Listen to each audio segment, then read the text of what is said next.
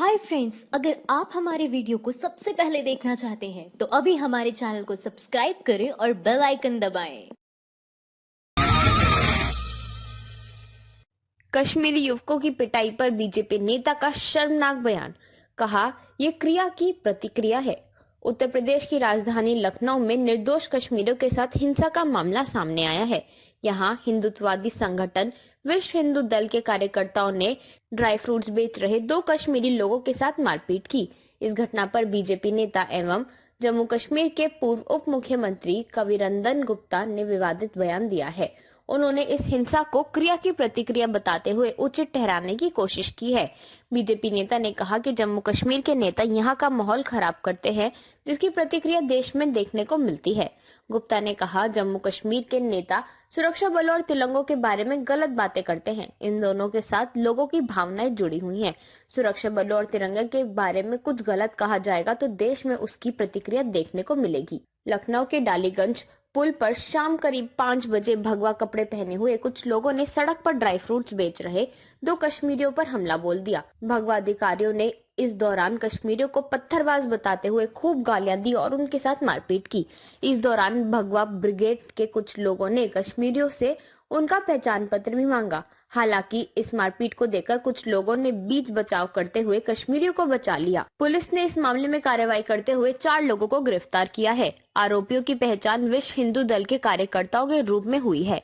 बता दें कि जम्मू कश्मीर के पुलवामा में सीआरपीएफ के काफिले पर हमले के बाद देश के कई हिस्सों से कश्मीरी युवाओं के साथ मारपीट के मामले सामने आए हैं, जिसके बाद यह मामला सुप्रीम कोर्ट भी पहुंचा था।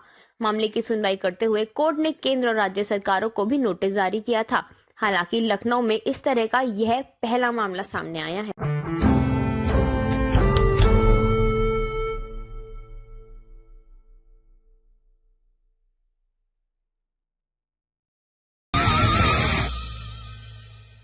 जिस प्रदेश सीएम पर आईपीसी की धाराएं लगी हों, वहां कश्मीरियों का पिटना कोई तो ताज्जुब नहीं। अखिलेश यादव। पुलवामा हमले के बाद से देश भर में कश्मीरी लोगों के खिलाफ हिंदुत्ववादी संगठन के कार्यकर्ताओं की गुंडागर्दी देखने को मिल रही है। ताजा मामला उत्तर प्रदेश की राजधानी लखनऊ से सामने आया है। यहाँ विश्व हिंदू दल के कार्यकर्ताओं ने ड्राई फ्रूट्स बेच रहे 2 कश्मीरी युवकों को गाली देते हुए मारपीट शुरू कर दी। बता दें कि इस घटना पिछले साल दिसंबर महीने में बजरंग दल के लोगों द्वारा बुलंदशहर में देखने को मिली थी, जहां बजरंग दल के नेता योगेश राज ने यूपी पुलिस के इंस्पेक्टर सुबोध कुमार को दंगा रोकने पर मार दिया था। बुलंदशहर के सियाना में बजरंग दल के लोग दंगा भड़काना चाहते थे, लेकिन सुबोध कुमार ने उन्हें रोक दिया।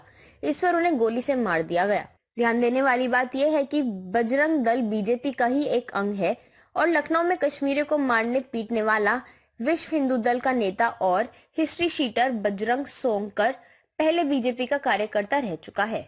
उत्तर प्रदेश के पूर्व मुख्यमंत्री अखिलेश यादव ने इन्हीं घटनाओं को लेकर बीजेपी पर जोरदार हमला किया है। अखिलेश ने ट्वीट करके बीजेपी के डीएनए पर सवाल उठाया है। उन्होंने लिखा है कि भाजपा का डीएनए क्या कहता है, डिस्ट्रॉय नेशन ऑटोमेटिकली। अखिलेश ने अपने ट्वीट में सीएम योगी आदित्यनाथ पर निशाना साधते हुए कहा, अगर मुख्यमंत्री के खिलाफ आईपीसी के गंभीर धाराएं हैं तो फिर क्या ताज्जुब है कि सांसद विधायक को बिना झिझक ठोक दे, और फिर क्या ताज्जुब कि कार्यकर्ता गरीब व्यापारी को दिन दहाड़े बेदर्दी से मारे। ये ठोकर नीति समाज को तबाह कर देगी। अखिलेश यादव इससे पहले भी यूपी पुलिस द्वारा जाति समुदाय विशेष के लोगों के एनकाउंटर किए जाने पर बोल चुके हैं। वो योगी के इस बयान को ठोको नीति बता चुके हैं, जहां अखिलेश ने सीएम योगी आदित्यनाथ पर आईपीसी की धारा की बात की है। बता दें कि जब योगी गोरखपुर के सांसद में थे तब उन पर दंगा भड़काने और नफरती बोलने जैसे शब्द पर कई केस लग चुके हैं।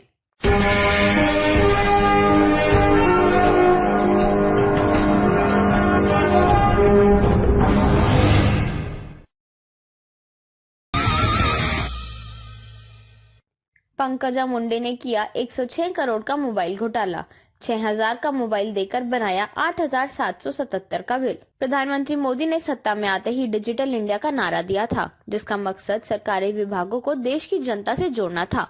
मगर एनसीपी नेता धनंजय मुंडे की माने तो बीजेपी नेता पंकजा मुंडे ने इसमें भी घोटाला कर दिया है। धनंजय का आरोप है कि पंकजा मुंडे ने 106 करोड़ का मोबाइल घोटाला किया है। दरअसल पिछले दिनों 28 फरवरी को महाराष्ट्र की बीजेपी सरकार ने 30 जिलों में 85,442 आंगनवाड़ी केंद्रों के लिए 1,102 लाख पैनासोनिक एंगनूगा 17 मोबाइल फोन खरीद दिया था। आरोप है कि इसकी कीमत बढ़ाकर दिखाई गई क्योंकि बाजार में जिस मोबाइल की कीमत 6,400 रुपए है उसे पंकजा मुंडे ने बिल में 8,777 रुपए का दिखाया। इस योजना में पंकजा मुंडे के महिला और बाल विकास विभाग मंत्रालय ने 5,100 अतिरिक्त हैंडसेट खरीदे जो पंकजा ने बैंगलोर स्थित messrs Systech IT solution private limited से खरीदे। एनसीपी नेता ने आरोप लगाते हुए कहा कि जब इतनी बड़ी खरीद करनी हो तो पहले कंपनी को सत्यापित किया जाना चाहिए था। धनंजय मुंडे ने कहा कि जिस कंपनी का पता ठिकाना नहीं और सरकार ने उस कंपनी की बात भी नहीं, ऐसे में अगर यह मॉडल बाजार में 6,499 रुपए में खरीदा जा सकता है तो कंपनी ने इसे 8,777 में क्यों खरीदा? इस पूरे मामले की जांच होनी चाहिए। गौरतलब हो कि इस फोन में सरकार ने आंगनवाड़ी कर्मियों को सिम कार्ड और इंटरनेट पैक के साथ दिए। धनंजय सीएम देवेंद्र फडणवीस से मांग की इस मोबाइल खरीद को फौरन रोका जाना चाहिए और एक जांच समिति गठित की जानी चाहिए।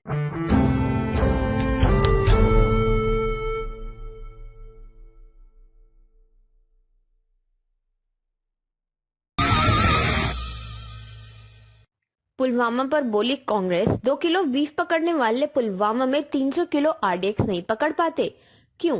पुलवामा अटैक के बाद भले ही सभी दलों के एक साथ खड़े होकर घंटा की निंदा की हो, मगर पाकिस्तान पर हुए एयर स्ट्राइक के बाद मामला पूरी तरह से राजनीतिक तब हुआ जब बीजेपी अध्यक्ष ने पाकिस्तान पर हुए एयर स्ट्राइक से मरने वाले लोगों की संख्या 300 से ज्यादा बता दी। हालांकि भारतीय वायुसेना ने इसे इनकार किया और कहा था कि हमारा काम सिर्फ टारगेट को हिट करना होता है। इसके बाद भी नेता शांत नहीं बैठे। विपक्ष में बैठे कांग्रेस सांसद पुलवामा अटैक को एक्सीडेंट करार दे दिया तो उप मुख्यमंत्री केशव प्रसाद मौर्य ने सरकार से चूक न होने की बात करते हुए पुलवामा को एक दुर्घटना बता दिया। अब एक और नेता भारत पाकिस्तान के बीच चल रहे विवाद में नया और विवादित बयान दिया है। कांग्रेस की महासचिव बीके हरिप्रसाद का मानना है कि पुलवामा हमला दरअसल प्रधानमंत्री नरेंद्र मोदी और पाकिस्तान के प्रधानमंत्री इमरान खान की मिलीभगत से हुआ है। उन्होंने कहा कि नरेंद्र मोदी और इमरान खान के बीच मैच फिक्सिंग है, नहीं तो पुलवामा हमला नहीं होता। जो लोग आज राष्ट्रीय सुरक्षा की बात करते हैं वो केरल में 2 किलो बीफ पकड़ सकते हैं लेकिन सीमा पार से आया आरडीएक्स नहीं पकड़ पाते। ये बहुत ही शर्मनाक है। इन नेताओं को पुलवामा अटैक में मारे गए जवानों की मौत मजाक का बना दिया है। कहीं पीएम और सीएम रैली में व्यस्त रहते हैं तो कहीं जवान और सेना की जगह बूथ को मजबूत करने की बात की जा रही है। खुद पीएम मोदी भी जवानों का अपमान करने से पीछे नहीं हटते। उन्होंने भी एयरफोर्स पायलट अभिनंदन को एक प्रोजेक्ट बताया था जिसकी काफी आलोचना हुई थी।